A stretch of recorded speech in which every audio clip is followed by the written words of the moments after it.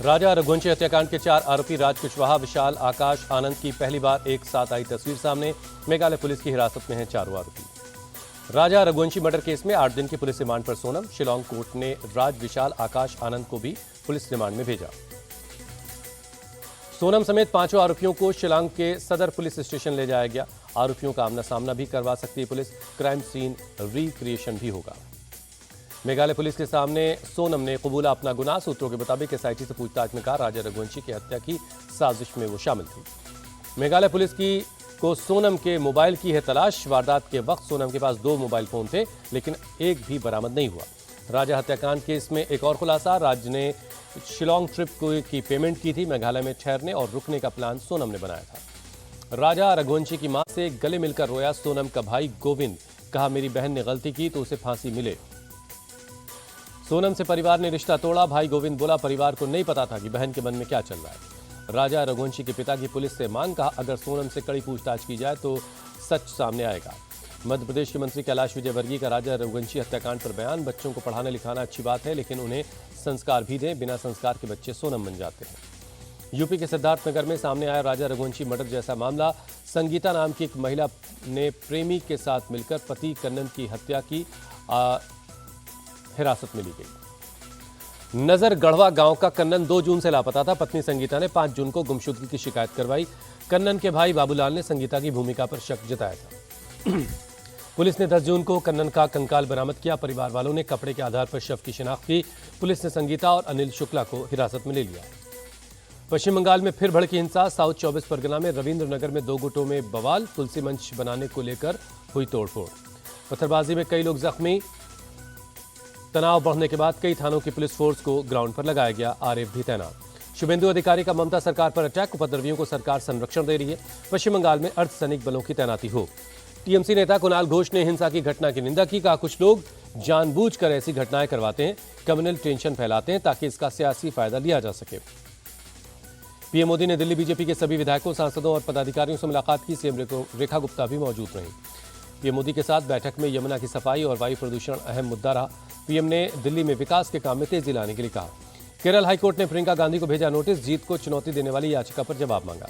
बिहार के दंगल में आम आदमी पार्टी की एंट्री। दिल्ली प्रदेश अध्यक्ष सौरभ भारद्वाज ने सभी सीटों पर अपने उम्मीदवार उतारने का ऐलान किया। अगरतला से अमरनाथ जाने के लिए बीएसएफ के जवानों को मिली नई ट्रेन। 6 जून को खस्ताहाल ट्रेन का वीडियो वायरल होने के बाद नॉर्थ ईस्ट फ्रंटियर रेलवे ने दूसरी ट्रेन मुहैया करवाई। बीएसएफ के जवानों को मिली जर्जन ट्रेन के मामले में कार्रवाई। रेल मंत्री अश्विनी वैष्णव ने 4 अधिकारियों को सस्पेंड कर दिया। बेल्जियम से विदेश मंत्री एस जयशंकर का क्लियर मैसेज, भारत पाकिस्तान से नहीं आतंकवाद से लड़ रहा है। केंद्रीय मंत्री पीयूष गोयल ने स्वीडन में बिजनेस डेलीगेट्स से मुलाकात की। कई क्षेत्रों में आपसी सहयोग बढ़ाने पर चर्चा हुई। यूपी की योगी सरकार ने प्रदेश में एस्मा लागू किया। 6 महीने तक बिजली विभाग में हड़ताल पर रोक लग गई। छत्तीसगढ़ के सुकमा में मुठभेड़ में 2 नक्सली ढेर ऑटोमेटिक हथियार बरामद हुए। केरल के तट पर सिंगापुर के कार्गो जहाज की आग बुझाने में जुटे हैं भारतीय तटरक्षक बल। 9 जून को विस्फोट के बाद आग की चपेट में आ गया था जहाज। यूपी के गाजियाबाद में पुलिस और बदमाशों के बीच मुठभेड़। एक बदमाश के पैर में गोली लगी, दूसरा फरार। यूपी में नोएडा के सेक्टर 12 में एक शख्स ओमपाल की दिन दहाड़े गोली मारकर हत्या। आरोपी अपनी स्कूटी छोड़कर मौके से फरार। पुलिस हत्यारों की तलाश में जुटी है। यूपी के कुशीनगर में पाकिस्तानी नागरिक सिराजुल हक गिरफ्तार हुआ। लॉन्ग टर्म वीजे पर आए सिराजुल के पास से फर्जी वोटर कार्ड, आधार और आयुष्मान भी मिला। सिराजुल अपनी मां के साथ 1957 में 2 लोगों के लॉन्ग टर्म वीजा पर भारत आए थे। मां की मौत के बाद भी वीजा अपडेट करवाकर भारत में ही रहे।